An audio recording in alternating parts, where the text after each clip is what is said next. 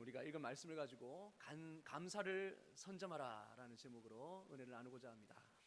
여러분 고지전을 아시죠? 전쟁의 고지, 어떻게 보면 높은 그런 언덕을 먼저 선점하는 그쪽이 유리합니다. 전쟁을 할 때에는 아무래도 위에서 싸우는 쪽이 유리하죠. 그래서 대부분 고대 이스라엘도 그랬고 대부분 성을 높은 언덕 위에다가 쌓았습니다. 그래서 적으로 하여금 쉽게 정복하지 못하도록 그렇게 했었죠. 이렇게 우리가 고지를 먼저 선점해서 어떻게 보면 유리한 싸움을 갖게 되는 것이 굉장히 전술적으로 중요하죠. 그리고 여러분 그 소문난 카페라든지 아니면 명소에 딱 거기 보면 명당이 있습니다. 명소가 있습니다. 그리고 딱 좋은 자리가 있습니다. 예를 들면은 바닷가에 위치한 그 커피숍이라든지 그런 데 가면 항상 어떻게 합니까? 가장 전망 좋은 곳에 먼저 선점을 해놓죠. 그러면 분위기도 좋고 커피 맛도 더 좋아지는 것 같고 아무튼 그렇습니다. 그러니까 우리가 전쟁도 그렇고 또 우리 모든 것에 그렇고 좋은 장소, 좋은 유리한 곳을 선점하는 것이 그래서 중요합니다. 여러분 인천 상륙 작전을 다 아실 겁니다. 어떻게 보면 6.25 전쟁 때에 거의 우리가 대비 없이 그렇게 우리가 침공을 받았기 때문에 거의 그냥 쫙 밀려내려갔죠.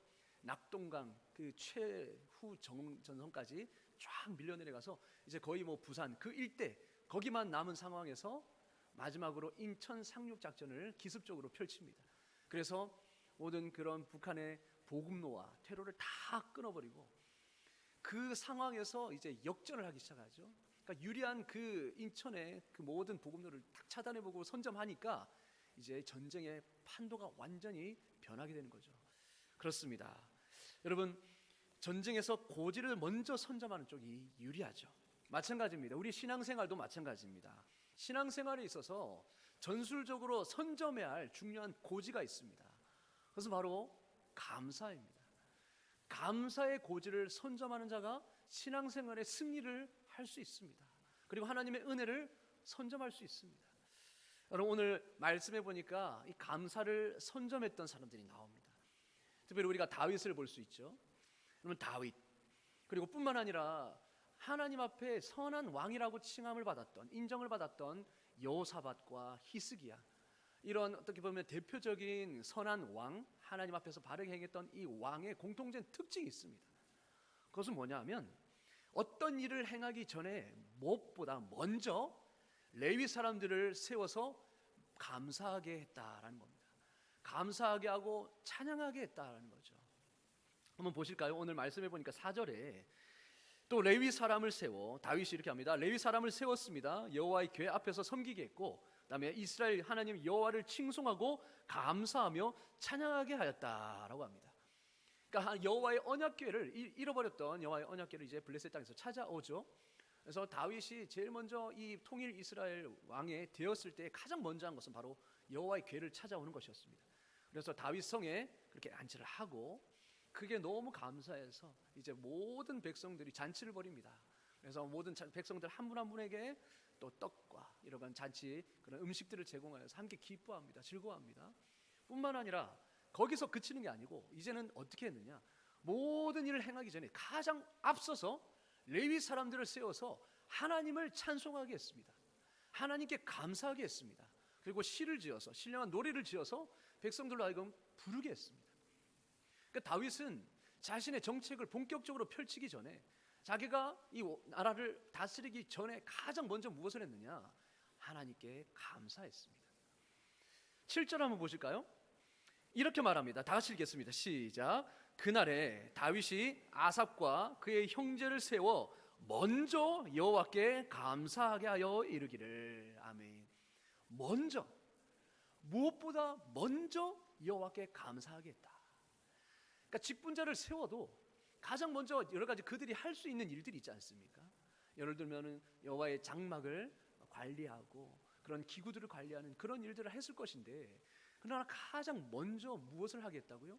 아삽과 형제들을 세워서 여호와께 감사하게 했다. 감사를 선점한 것입니다. 또한 역대상 16장 41절에 보니까 또 이렇게 말합니다. 여호와의 인자심이 영원하므로 그들과 함께 해만과 여두둔과 그리고 택함을 받아 지명된 나머지 사람을 세워 감사하게 하였고. 사람들을 세워서 감사하겠다라고 분명히 말합니다. 뿐만 아니죠.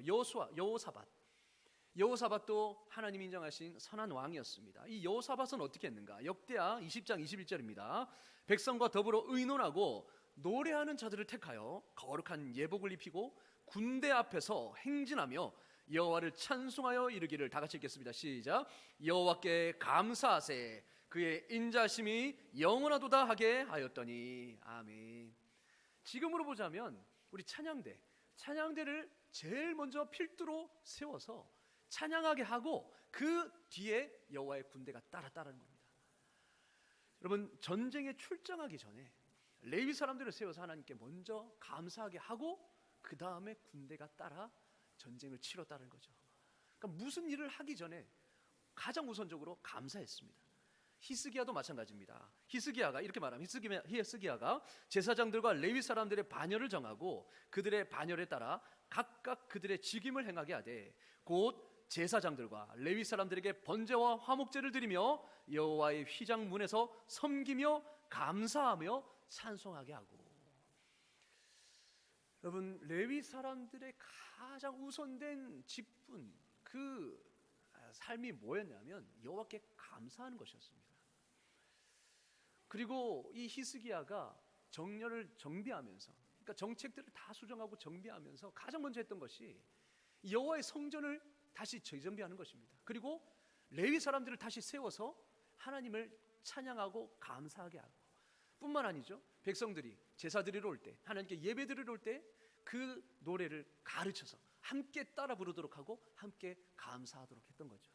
그럼을 통하여서 모든 백성들이 하나님께 감사하도록 했습니다. 자, 이렇게 정말 선한 왕들, 영적으로 민감했고 영성이 뛰어났던 이 왕들이 하나같이 했던 특징, 공통된 특징, 바로 감사하는 사람들을 세워서 미리 선제적으로 감사하게 했다라는 겁니다. 감사를 선제적으로 하겠다는 거죠. 감사한 일이 있을 때만 감사한 것이 아니라 감사를 가장 우선시하고 감사를 선점했다는 겁니다.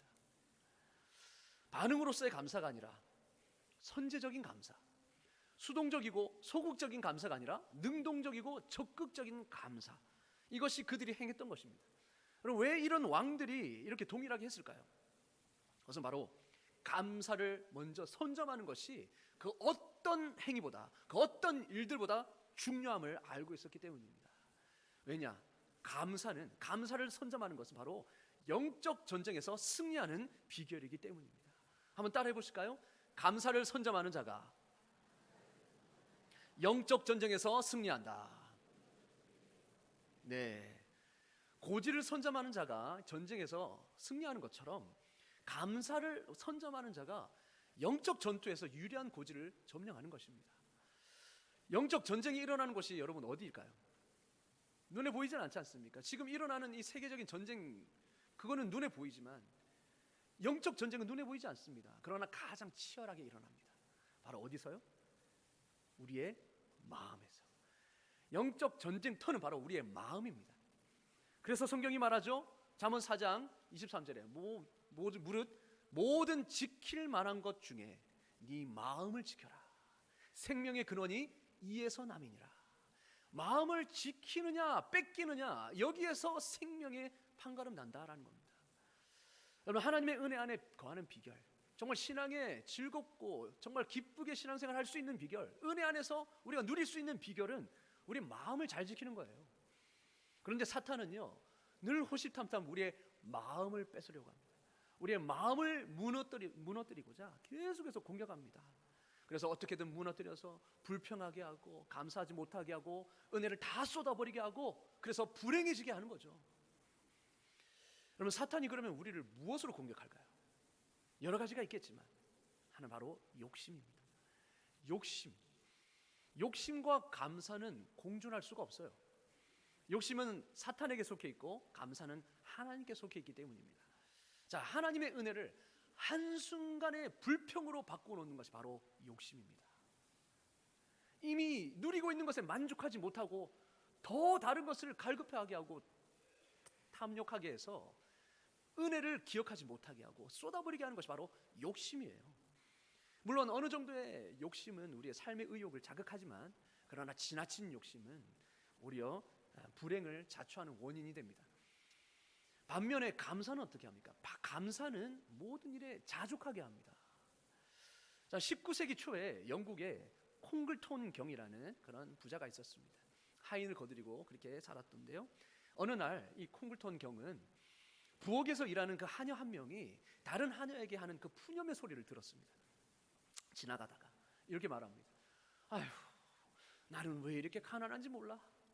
나에게 5파운드만 있으면 정말 행복할 거야. 5파운드만 있으면 행복할 텐데. 5파운드를 한번 쳐보시기 바랍니다. 얼마인지. 예. 보통 한 영국 돈에서 한 1,500원 하나요? 1파운드가? 모르겠습니다. 아무튼 한 10만 원 정도가 되겠죠? 이 10만 원만, 그 당시 또 10만 원으로 가치가 다르겠죠. 아무튼 이것만 있으면 정말 행복할 텐데 라고 푸념을 했습니다. 근데 지나가다가 이 콩글톤 경이 들었습니다. 그러면서 이렇게 생각합니다. 나에게 있으나마나한 이 5파운드가 그 하녀에게는 행복을 가져다 줄 수 있겠구나. 나는 5파운드는 너무나 흔한 돈인데 그녀에게는 이 5파운드가 행복을 가져다 주는 돈이구나. 그래서요, 정말 그 하녀가 행복해지는 모습을 보고 싶었습니다. 그래서 그녀가 있는 부엌에 찾아가 이 5파운드를 가지고 다가갔습니다. 그러면서 내가 우연히 당신이 대화하는 소리를 듣고 이 5파운드를 내가 드리기 위해서 가져왔어. 정말 행복해지기를 바라오 하면서 전달했습니다. 하녀는 감격해서 그의 친절에 너무 감사했습니다. 콩글톤 경도 얼마나 기뻤겠습니까? 흐뭇해하는 거 보십니까? 기쁨이죠. 그래서 이제 돌아가면서 이제 문을 나서려고 하는데 뒤에서 그 여인이 속삭이는 소리가 들렸습니다. 아이고, 난 참 바보야. 그때 왜 10파운드라고 말하지 않았을까? 예, 그때 10파운드라고 말했으면 내가 지금 10파운드를 더 받았을 텐데. 그렇게 했던 거죠. 이미 자신이 원하는 것을 소유함에도 불구하고 감사하지 못하는 거. 그러면요, 아무리 우리가 주어져도 감사할 줄 모릅니다. 자족할 줄 모릅니다. 또 갈급한 겁니다. 그렇죠. 여러분, 이렇게 자그마한 것에 감사하지 못하는 사람은 욕심의 수렁에 빠져 있는 상태입니다. 만족을 모르죠. 반면에 감사는 어떻게 합니까? 감사는 자족하게 합니다. 바울이 이렇게 말합니다. 어떠한 형편에든지 자족하기를 배웠나니. 그 앞에 구절에 보면 이렇게 말합니다. 나는 주 안에서 항상 기뻐하노라. 주 안에서 항상 즐겁고 기쁘다는 겁니다. 감사하다는 겁니다. 그러니 모든 상황이 어떤 형편이든지, 내가 부하든지 내가 가난하든지 어떤 형편이든지 자족하기를 배웠다. 자족하는 방법을 배우고 일체의 비결을 배웠다라고 그렇게 말합니다. 여러분, 또 사탄은 이 욕심뿐만 아니라 무엇으로 우리의 마음을 공격합니까? 바로 비교의식입니다. 비교의식과 열등감입니다. 사탄은 끊임없이 비교를 통해서 우리를 시기심의 노예로 전락시켜버리고 맙니다. 인생을 비참하게 만드는 것이 무엇입니까? 여러분, 가난에서 오는 슬픔도 아닙니다. 실패에서 오는 고통도 아닙니다. 재능이 모자라는 데서 오는 탄식도 아닙니다. 가장 큰 비참은 바로 비교입니다. 비교입니다. 나는 나름대로 잘 사는 줄 알았는데 다른 사람 보니까 더 잘 사는 사람이 있어요. 미디어를 TV를 보니까 저런 분들은 정말 자기가 하고 싶은 것들을 하면서 저렇게 즐기면서 사네. 나는 뭐지? 비교의식을 계속 가지게 됩니다. 비교하니까 나는 너무 못생겼고, 나는 너무 뚱뚱하고, 나는 너무 가진 것 없고, 좋은 대학도 나오지 않았고, 집안 배경도 좋지 않고, 가진 돈도 없고. 여러분, 이런 것들은 다 뭡니까? 모두 남과 비교해서 인생을 바라보기 때문에 나오는 자기 비하예요. 여러분, 우리가 이 식량 때문에 고민하던 때가 있지 않습니까? 우리 6.25 동란을 겪고 나서 정말 쌀 한 톨이라도 없어가지고, 그래서 한 끼를 쌀 그냥 한 그릇만 그렇게 먹어도 좋다라고 그렇게 우리가 생각했던 때가 있었습니다. 근데 지금은 어떻습니까?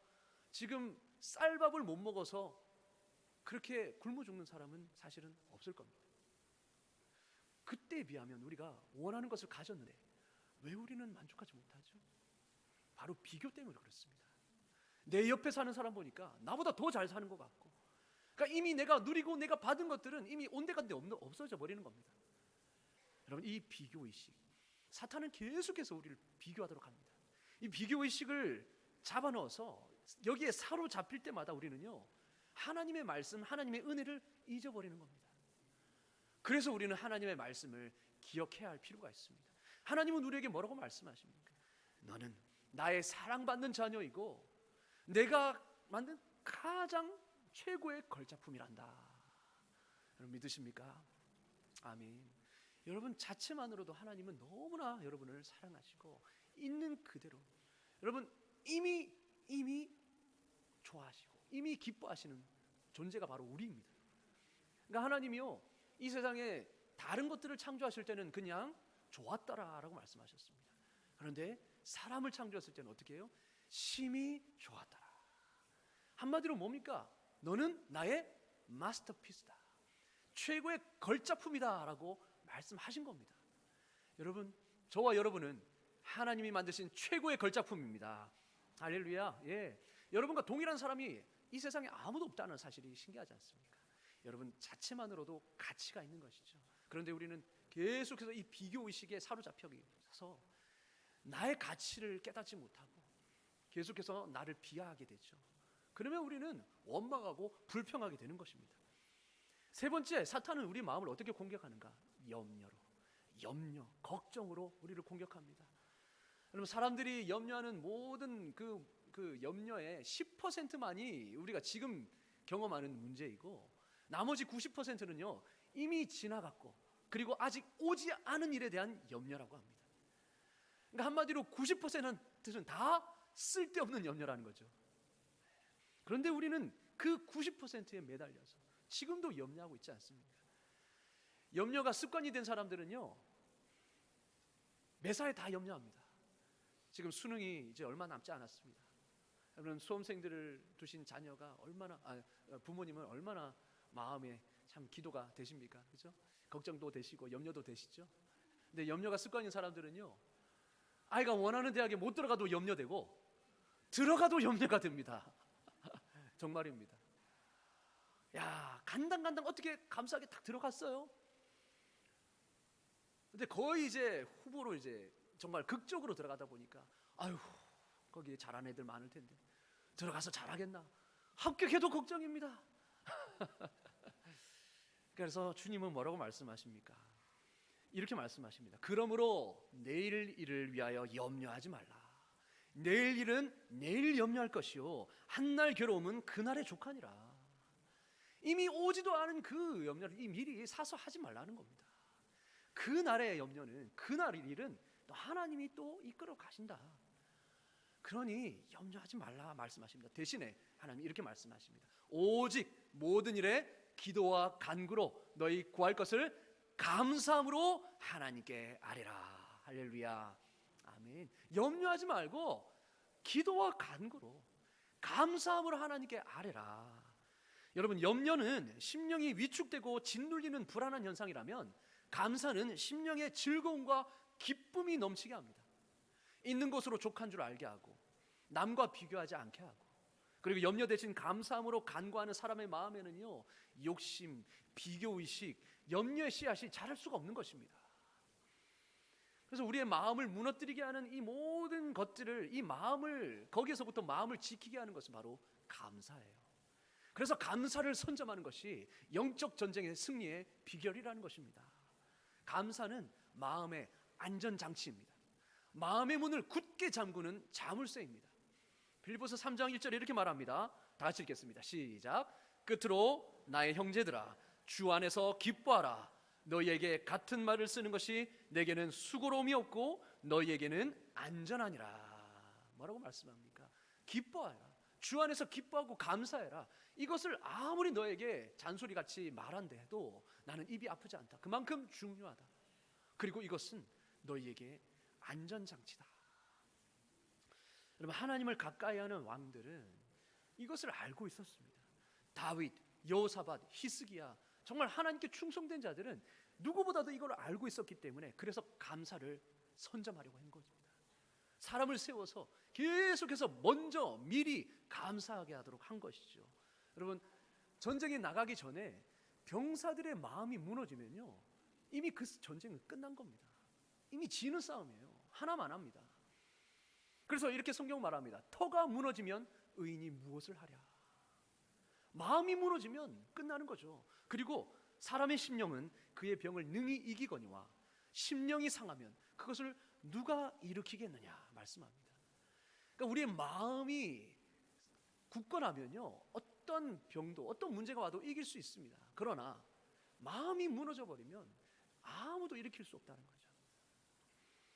적들과의 그 비교 의식에 젖어서 적은 군사들은 저렇게 많고 저렇게 무기도 좋고 키도 큰데 우리는 뭐냐? 하나님의 군대로 자기가 왔음에도, 마하나임 하나님의 군대, 하나님이 지휘하시는 그 군대로, 그 정체성으로 왔음에도 비교의식 때문에 겁에 질려서 염려로 가득 찬다면 전쟁을 이끄시는, 그 전쟁의 주관자 되시는 하나님을 어떻게 볼 수 있습니까? 그러니까 하나님을 못 보는 거죠. 그걸 알았기에 왕들은 이미 우리에게 승리와 은혜를 주신 그 하나님께 감사하게 함으로 마음을 지키게 하고 하나님께 시선을 향하도록 한 것입니다. 여러분, 한 여집사님이요, 장밋빛 꿈을 가지고 결혼 생활을 시작했습니다.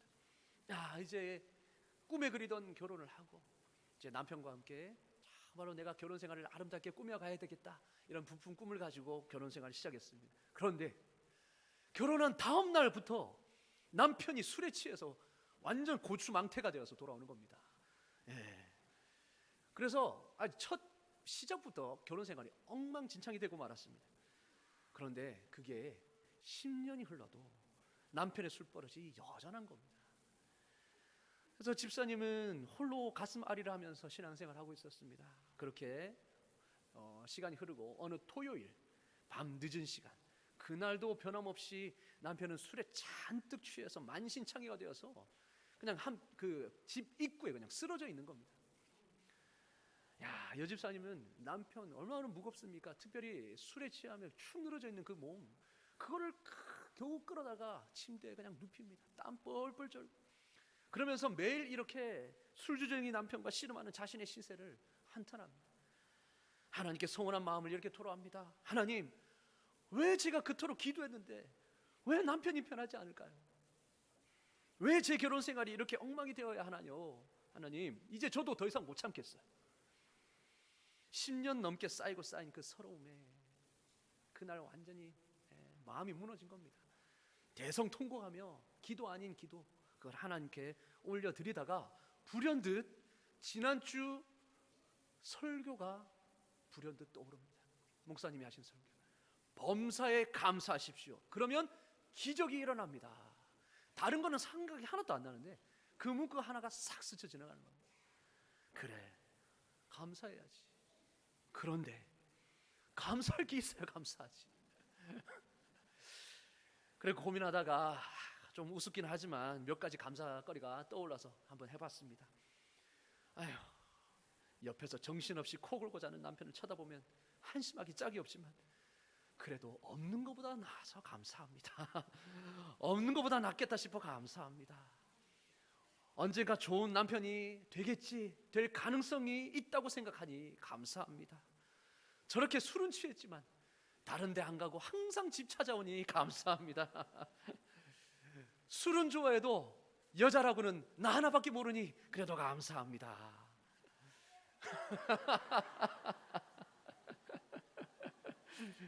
그렇죠. 맞습니다. 나 하나 사랑해 준다는데 감사하죠. 자, 그리고 참 다른 남편들은 술 마시면 막 손지검을 하고 그렇게 물건을 부수고 그렇게 다른 가족들을 힘들게 한다는데 우리 남편은 그런 일은 없으니 감사합니다. 술은 그렇게 마셨어도 아직까지 병원 한번 안 간 것도 감사합니다. 술 먹은 다음 날 그래도 결근하지 않아서 감사합니다. 토요일에는 특별히 술을 더 많이 마셔서 주일날은 어김없이 잠만 자니 교회 가는 거 방해하지 않아서 감사합니다. 그렇게 하나씩 그냥 있는 거 없는 거 억지로 하나씩 생각하면서 감사하니까 처음에는 너무 초라하다 싶었던 것들이 감사하다 보니까 이제 마음이 기뻐지는 겁니다. 그렇구나. 그래, 알고 보니 내 인생 축복받았네. 그래서 계속 떠오르는 대로 그냥 감사 기도를 읊조리고 있었습니다. 그때 남편이 이제 목이 말라서 딱 눈을 떠봤는데 아내가 혼자 벙긋벙긋 웃으면서 막 이상한 말을 막 중얼중얼거리고 있는 거예요. 아이고야, 드디어 미쳤구나. 그래서 심각한 표정으로, 여보, 아니 한밤중에 안 자고 뭐 하는 거? 뭐가 좋아서 지금 혼자 싱글벙글 웃는 거예요? 여보, 당신과 사는 것이 너무 감사해서 그래요. 그러면서 지금까지 기도했던 감사 제목들을 모조리 하나씩 다 말해주었습니다. 순간 남편의 표정이 심각하게 변하더니 전혀 예상치 못한 반응을 보이는 겁니다. 여보, 내가 그렇게 술을 먹고 당신 속을 썩였는데도 나와 사는 것이 감사하다고 하니 내가 몸둘 바를 모르겠어. 이제부터는 술 끊으려고 내가 노력하겠어. 그리고 당신이 정말 내가 교회 가는 게 소원이라면 내일부터 당장 교회 가겠어. 이렇게 했다는 겁니다. 여러분, 10년 넘게 눈물로 그렇게 기도해도 꿈쩍 않던 남편이 단 한 번의 감사 기도로 움직이는 기적이 일어난 겁니다. 제가 이런 간증을 보고 너무나도 마음에 참 뭉클했습니다. 여러분, 물론 그 여집사님의 이야기처럼 당장 우리도 지금 감사 기도만 하면 나의 골치 아픈 문제가 다 해결되다, 그 말이 아니겠죠, 그죠? 중요한 것은 문제를 감사의 기도로 올려드렸다는 겁니다. 여러분, 문제를 감사로 받아들일 수만 있다면 하나님은요, 그 문제가 되는 그것까지도 감사의 제목으로 바꾸실 수 있는 분이 바로 우리 하나님인 줄로 믿습니다. 아멘. 그렇게 하나님은 역사하시는 것입니다. 문제를 바꾸셔서 이를 해결해 주는 도구로 사용하실 수 있는 분이 바로 우리 하나님이라는 거예요. 설사 그렇지 않더라도 우리의 마음밭을 바꾸셔서 문제를 문제로 여기지 않도록 하시는 것도 우리 하나님이십니다. 그러니까 이 여집사님도 10년 동안 남편을 바꾸려고만 했지 자신을 바꾸려는 시도는 전혀 하지 않았는데, 그 감사로 자신이 변하니까 남편도 변하고 환경이 변한 겁니다. 여러분, 이 여집사님은요, 기다리지 않았습니다. 그러니까 감사할 제목이 주어지기까지 기다린 것이 아니라 선제적으로 감사했습니다. 감사를 선점했습니다. 그 결과 마음을 지킬 수 있었고, 오히려 그것을 본 남편이 감동한 거죠. 여러분, 뒷북 감사는요, 효력이 약합니다. 감사를 뒷북 치면 효력이 약합니다. 감사는요, 앞북을 쳐야 합니다. 미리 쳐야 합니다. 미리. 뒷북 치는 사람이 인생에서 성공하기는 참 쉽지 않죠. 그렇죠? 다른 사람이 다 가고 난 후에 자신이 가보면 이미 늦은 겁니다. 본전도 찾기가 힘들죠. 여러분, 무엇이든지 성공하려면 앞북을 쳐야 합니다. 남들보다 앞서야 합니다. 여러분, 감사도 뒤늦게 치는 뒷북 감사는요, 효력이 약합니다. 그냥 당연한 반응이죠. 그러나 앞북 감사를 주님 앞에 올려드릴 때에 우리는 마음을 지킬 뿐만 아니라 하나님을 기쁘시게 하고 정말 하나님의 은혜를 선점하게 되는 것입니다. 다니엘을 보십시오. 다니엘은요, 왕에게 너무 총애를 받아서 오히려 다른 사람에게 질투의 대상이었습니다. 그러다 보니까 그때는 막 치열했거든요. 막 서로 높은 자리에 올려가지고, 그래서 막 음모도 꾸미고 막 서로 죽이기도 하고 막 그랬지 않습니까? 그래서 이 다니엘도 흠을 찾아보려고 했는데 흠이 하나도 없는 거예요. 그래서 음모를 꾸밉니다. 계략을 꾸밉니다. 그래서 하지 않은 것들을 다 누명을 씌워서 그래서 죽이려고 하죠. 이런 음모에 빠져서 다니엘은 죽임 당하기 직전이었습니다. 다니엘이 이런 고난 속에서도 믿음으로 승리할 수 있었던 이유가 무엇이겠습니까? 성경은 이렇게 말합니다. 다니엘 6장 10절입니다. 다니엘이 이 조서에 왕의 도장이 찍힌 것을 알고도 자기 집에 돌아가서는 윗방에 올라가 예루살렘으로 향한 창문을 열고, 다 같이 읽겠습니다. 시작. 전에 하던 대로 하루 3번씩 무릎을 꿇고 기도하며 그의 하나님께 감사하였더라. 할렐루야. 아멘. 전에 하던 대로, 그러니까 다니엘은 상황이 닥치니까 감사한 게 아니었습니다. 그 전에도 이미 감사를 하루 3번씩 기도하면서 감사를 했던 겁니다. 감사를 선점했던 거죠. 그랬기에 그 어려운 상황 속에서도 마음을 지킬 수 있었고 또 믿음을 지킬 수 있었던 것입니다. 여러분, 감사는 우리의 영혼을 지키는 파수꾼입니다. 우리의 영혼의 안전장치이자 자물쇠입니다. 여러분, 따라해 봅시다. 감사는 우리의 영혼의 파수꾼입니다. 우리의 영혼을 지키는 안정장치입니다. 아멘, 아멘. 그렇습니다. 물론 우리는요, 이 땅을 살아가면서 이해가 안 되고 또 설명할 수 없는 많은 어려운 일들을 만납니다. 하지만 하나님은요, 범사에 감사하는 습관을 가지라고 말씀하십니다. 감사를 선점하라고 하십니다. 왜냐? 결국 신앙의 안목으로 보면 그 모든 어려운 문제까지도 하나님은 합력하여서 선을 이루게 하시기 때문이죠. 그래서 우리가 하나님의 그 주권을 믿는 믿음으로 또 이때까지 우리를 이끌어 오신 그 하나님의 놀라운 은혜를 우리가 알기에 감사하는 것이고, 앞으로도 여전히 인도하실 그 하나님을 미리 바라보며 감사하는 것입니다. 하지만 여기서 주의할 것이 있습니다. 여러분, 감사를 하나님과 따로 떨어뜨려 생각하지 마십시오. 감사를 하나님의 인격과 떼어내지 마십시오. 하나님과 감사를 떼어 생각하면요, 감사는 일종의 부적이 되어버립니다. 그러니까 감사하면 무조건 복 받는다, 감사하면 기적이 일어난다더라, 그런 식으로 감사를 하나님과 떼어 생각하면 감사는 또 다른 미신에 불과하고 부적에 불과한 겁니다. 감사는요, 왜 이런 능력이 나타나느냐? 감사는 바로 하나님과 나와의 관계를 바로 두게 하기 때문에 그렇습니다. 우리의 위치를 깨닫게 하고 하나님이 어떤 분이신지를 기억하게 하여서, 하나님은 원망의 대상이 아니고 불평의 대상이 아니고 우리가 조정할 수 있는 그 분이 아니라 우리가 그저 감사해야 할 대상이다, 은혜를 베푸시는 감사의 대상이다 라는 그 위치를 바로 깨닫게 하기 때문에 감사는 중요한 것입니다. 그래서 감사는요, 하나님과 우리의 관계를 바르게 잡게 합니다. 그러니까 하나님과의 관계가 바로 되어 있으면 어떻게 합니까? 하나님의 능력이 우리 삶 가운데 임하는 것이죠. 하나님의 역사가 우리 가운데 임하는 것이죠. 여러분, 마지막으로 이야기만 하고 제가 마치겠습니다. 워너 솔맨이라는 사람이 있습니다. 여러분 화면에 보이시죠? 오래된 분인데요, 미국 시카고에서 태어난 미국이 자랑하는 화가입니다. 근데 이 워너 솔맨이 1917년에 결혼을 했는데 얼마 안 된 그 한참 젊었을 때에 진찰을 하던 중에 의사가 한 병을 발견합니다. 바로 임파선 결핵이었습니다. 그 당시의 결핵이면 치료가 불가능했습니다. 임파선 결핵. 그래서 그 의사는 3개월의 사형 선고를 내렸습니다. 3개월밖에 못 삽니다. 길어봤자 3개월입니다. 갑자기 이 중병을 선고받은 이 솔맨의 마음은 절망적이지 않겠습니까? 지금 아내가 있는데 아내가 막 임신을 한 상태예요. 얼마 안 있으면 아이가 태어나는데 지금 아내도 남편 없이 그렇게 평생을 살아가게 됐고, 아이도 아빠 없이 그렇게 살아가는 인생 가운데 얼마나 그 마음이 무너졌겠습니까? 솔맨이 이렇게 절망에 빠진 채 신음하고 있을 때에 그의 아내가 찾아와서 이렇게 위로합니다. 여보, 3개월밖에 못 산다고 생각하지 마세요. 하나님께서 3개월이나 더 주셨다고 생각합시오. 그렇게 감사하며 살아갑시다 라고 이렇게 위로합니다. 그리고 아무도 원망하지 맙시다 여보. 3개월이면 얼마입니까? 천금 같은 그 기간을 우리 서로 가장 아름답게 만들어 봅시다.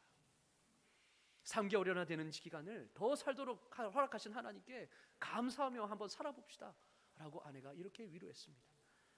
솔맨은요, 이 아내의 말을 곰곰이 생각한 끝에, 그래 맞아, 이 3개월이 어디야?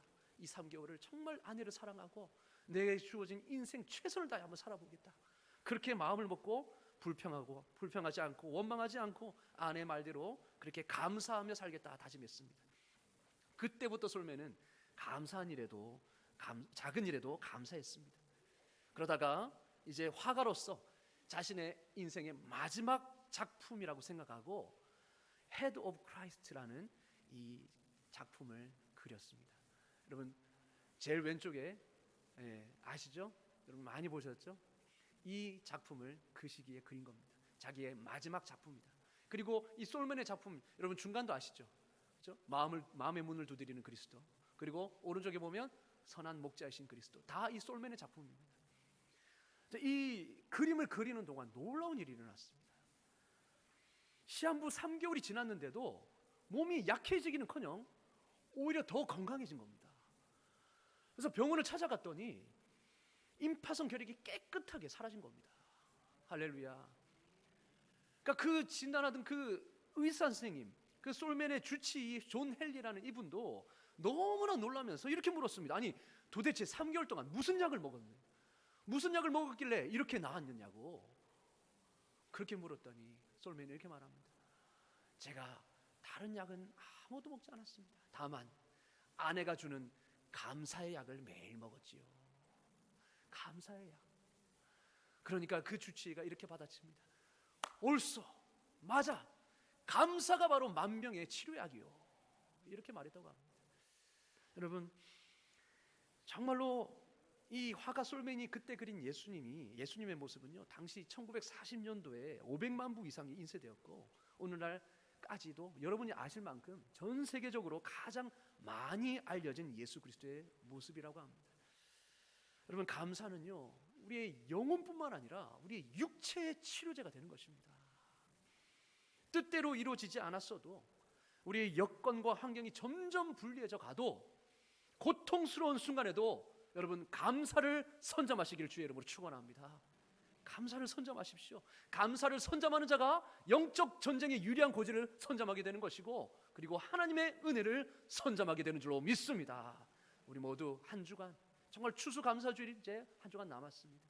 그날 하루하루를 감사를 선점함으로 우리에게 그 위에 감사 위에 감사를 부어주시는 하나님의 놀라운 은혜를 체험할 수 있기를 주의 이름으로 축원합니다. 아멘. 기도하겠습니다. 하나님 아버지, 다시 한번 감사드립니다. 하나님, 감사는 그저 감사할 게 주어져야 감사할 것이 아니라 이미 우리가 받은 은혜를 기억하며 감사하는 것임을 깨닫습니다. 우리가 하나님 선제적으로 감사하게 하시고 감사를 선점하게 하여 주시옵소서. 감사를 선점하는 자가 우리의 영혼의 싸움에서 승리하게 되고 또 하나님의 은혜를 선점하게 되는 줄로 믿고, 오늘도 하나님 감사의 제목을 우리가 먼저 발견하여서 먼저 선제적으로 감사하여 하나님의 크신 은혜를 다시 한번 충만히 누릴 수 있는 우리 복된 삶 되게 하여 주시옵소서. 예수 그리스도의 이름으로 기도드리옵나이다. 아멘.